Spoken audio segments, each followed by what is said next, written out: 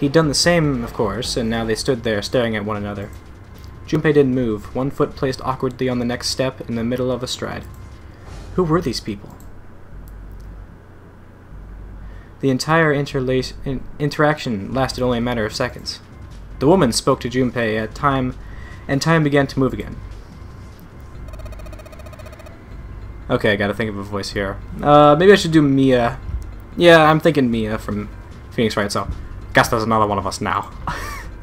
The woman was dressed, Junpei thought, rather like a dancer. Her clothes covered very little, and her prodigious jewelry little more. Hey, yo, come on! Hurry! With no further ceremony, she ran straight past Junpei and toward the doors behind him. The sudden proximity of a woman with such striking assets left Junpei momentarily stunned. But the others wasted no time and quickly followed the strange woman. The first to pass Junpei was a young man with silver hair. Oh god, what am I going to have his voice be? He threw a quick glance at Junpei's direction as he ran, muttering, what should his voice be? Let's see.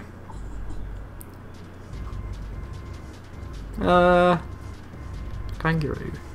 Another one of us, huh?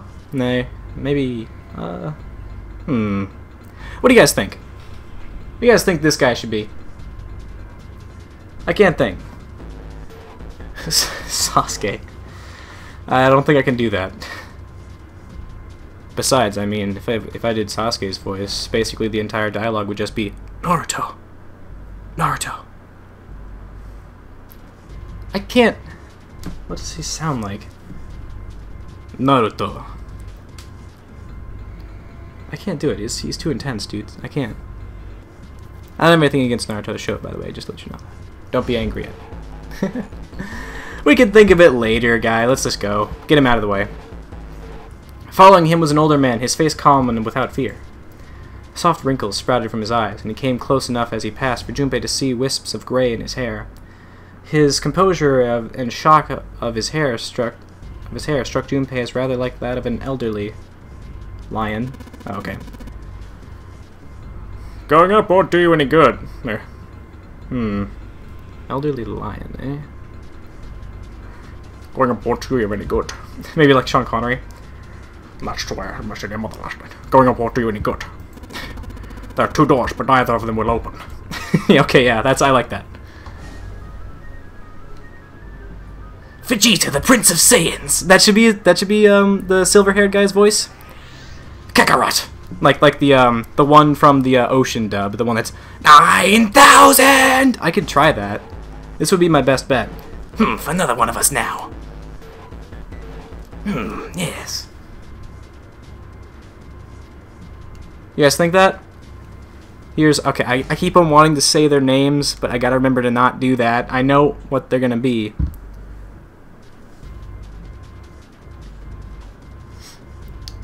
You guys think that's good? Alright, we'll try that for silver-haired man. The next to speak was a girl with pink hair and a high voice. High voice, eh? Great. Now that she has an expectation of me. I wish... Okay.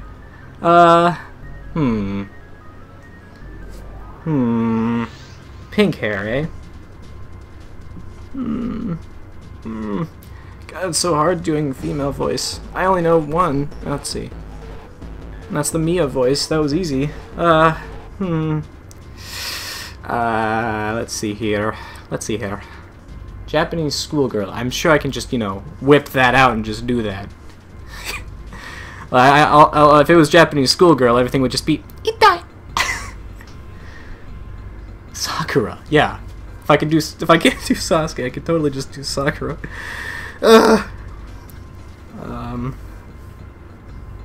Sakura's the only line would be Sasuke. Alright, we'll think about it later. You guys think of what to do. We'll think of it later. We'll do like the same thing with silver hair. Aren't you coming? You gotta hurry. Her small hand was wrapped around the wrist of another man. This guy's easy. His eyes were closed, almost as though he were sleeping. His features were graceful, almost serene. And he was dressed rather elegantly for someone his age. Something about his posture seemed very refined, and Junpei couldn't help feeling he was noble and dignified somehow. He'd certainly never seen one, but this man seemed like what Junpei had always imagined a prince would be like. Now, I'm split between two voices of this guy. Right now, I'll give you the first one, but whenever we learn what we're going to call him, I kind of want to maybe change it. But we'll see when we get there. For right now, it's going to be like Edgeworth. That's 9 of us then. All the cards are in hand. What does all the cards are in hand mean, he wondered. Junpei opened his mouth to ask what the other man had meant, but the girl with pink hair rushed past him and they were gone. He turned just in time to see 2 more people running toward him. One of them had hair like a bird's nest and looked as though a stiff breeze might topple him, and the other was a veritable mountain of a man. The scrawny one said nothing and scuttled past Junpei as though he were running from something. Hey, what the hell are you doing? What the hell are you just standing there for? This guy's easy. Didn't you hear him? The doors on A deck are no good. We gotta catch the doors on B deck. Got it? Now go! He's just very deep and, like, forceful. Before he had a chance to respond, the man laid a massive hand on Junpei's shoulder. With no more effort than Junpei would have used to brush aside a fly, the man shoved him out of the way. Whoa! Thrown off balance by the man of recent events, he took Junpei a few steps to get his bearings. He finally regained his balance and looked up at what the other 7 had been running toward. There were 2 pairs of large... What time is it? Alright, there were 2 pairs of large iron doors set into the wall in front of him. Alright, so we got about 1 minute. So I think we may need to do the whole restart the stream now. I am going to attempt it. We are going to do it. We're going to see how it goes. So let's hope it goes well. So guys, we're going to just take a break for about maybe a minute, maybe 2 here. So, you know, if the stream goes out, that's the reason why, is that I have to restart it. So I will see you when we come back. Alright, I guess we can just go ahead and get going again. Let's go. Okay, here we go. They looked quite sturdy, and each had handles jutting from them. Written across the surface of each door in the red paint was a number. The door on the right had a 4, and the door on the left had a 5. They're the same! Kakarot! I kind of like that. The guy Junpei had decided to call Silver was mumbling to himself. Oh wait, no, his name is Silver. Oh, well, it's no use! No, you know, no. The room I woke up in had a number on the door just like that. You too, eh? With an arched eyebrow, the lion looked over at Silver. My shell was the same. A number upon the door. I opened it and ran down the hallway outside and found myself in a rather grand room. Full of stairs I suspected did the rest. Of you. That's what I said to your mother last night. It was as though the floodgates had opened. They all began to talk at once. Me too. I did too. Yeah, a door with a number on it. It soon became clear that each one of them had awoken in a room with a locked door and solved the puzzle to escape. They'd all ended up in the same room. Almost as though they'd been guided there. Yes, we all have the same thing. That's not important. We need to hurry. You think I don't know that, lady? Before the dancer had time to finish, Silver was already running. He grabbed hold of the door labeled 5 and pulled. However... Fuck! It's not opening! The damn thing won't even budge! Kakarot! Move! You're in the way! The mountain grabbed Silver's shoulder and tossed him aside. His path cleared, he took a few steps back and threw himself at the door. Once. Twice. 3 times. 4 times. The door shook as his body slammed into it, but showed no signs of breaking or opening. The mountain threw himself at the door again. Junpei turned toward door 4. Next to the door on the wall was a small box. It looked just like the one that he had seen in his room next to that door. If it was the same, then this door was likely locked as well. Still, he had to check. Junpei grabbed the handle and threw all of his weight onto it.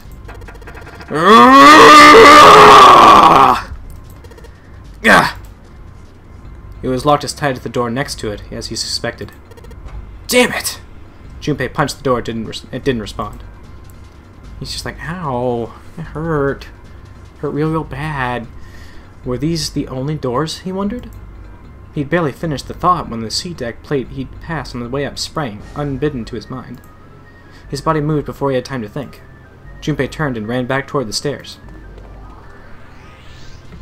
He had scarcely seen a step when, at the top of the stairs, next to an ornate clock embedded in the wall, he saw a person. Hang on just 1 second, I need to do something really quick. Okay, I'm back. My dog was getting scared of me raising my voice all the time, so... Okay, who is this person? It was a girl. She looked to be the same age as Junpei. He froze, unable to look away from her face. He wasn't confounded by her beauty or anything, something equally silly. No, there was another reason he couldn't take his eyes off the girl. Junpei had seen her somewhere before. He couldn't quite remember where, but he knew. He knew he'd met her before. The girl, too, stared at Junpei, similarly stunned. Her response suggested that she'd seen him before as well. Beep, beep. Beep, beep. Without saying a word, Junpei walked slowly toward her. She didn't move. It was almost as though she was held in place by some sort of magic spell. As Junpei stepped onto her landing, the spell broke.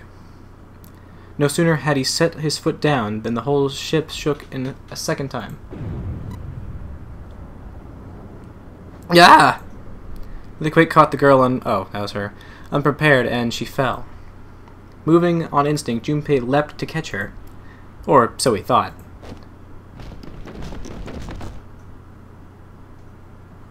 What was this, one of those high school anime things? Her face was far closer than it should have been, mere inches from his own. He was flat on his back. She had landed squarely on top of him. The girl seemed as confused as he did, and her face suggested she hadn't fully recovered from seeing him. For a moment that seemed to stretch for a very long time. They stared at one another. The ship stopped shaking. Everything was quiet. Water could be heard from the bottom of the ship, lapping faintly at walls and ceilings, but eventually that faded as well. The silence was complete, a thick, muffling blanket. At last, the girl opened her mouth. Okay, let's see here. What should her voice be, I wonder?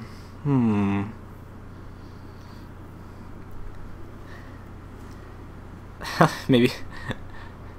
like, oh my gosh, is that you, Jumpy? No, I don't know about that. Do a voice of Goku. Do you mean like Japanese Goku? Like, Frieza! That's what he sounds like. That's what we always joke about with Japanese Goku's voice, is just when he yells Frieza, it's just, you have to laugh at him.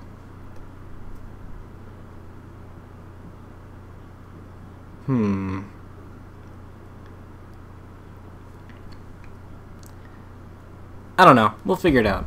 Man, all the girls are hard to do. Jumpy? Jumpy? Her words echoed through Junpei's head, and suddenly his memory returned. Akane? Why hadn't he realized it before? The girl was Akane Kuroshiki. She and Junpei had been friends in childhood. They had gone to the elementary school together for 6 years. But what was she doing on the ship? I don't know. Her soft eyes were only inches away from his own. He could feel the warmth of her face. Feelings he'd thought long forgotten began to work their way to the surface. He could feel his face heating up. At that moment, a speaker crackled to life, and a cold, eerie voice filled the room. And we know what this voice is, guys. Welcome aboard! I welcome you all from the bottom of my heart to this, my vessel. With the voiceless invasion, the spell between Junpei and Akane was broken, and all hints of burgeoning romance were instantly forgotten. They hurriedly untangled themselves from another and struggled to their feet. Their 7 companions had heard the voice as well, and many of their faces had gone pale. They looked around frantically, desperate to locate the source of the voice. At last they found it. A speaker set it in the ceiling. I am Zero, the captain of this ship. I am also the person who invited you here. The voice was harsh, obscured occasionally by the cracks of static. The crackle of static, but Junpei recognized it. How could he have forgotten it? It was the same voice he had heard from the man in the gas mask. Hey, asshole, what the hell's this? Come on out here, I want to get a look at you, Kakarot. What do you mean to do? What do you mean to do to us?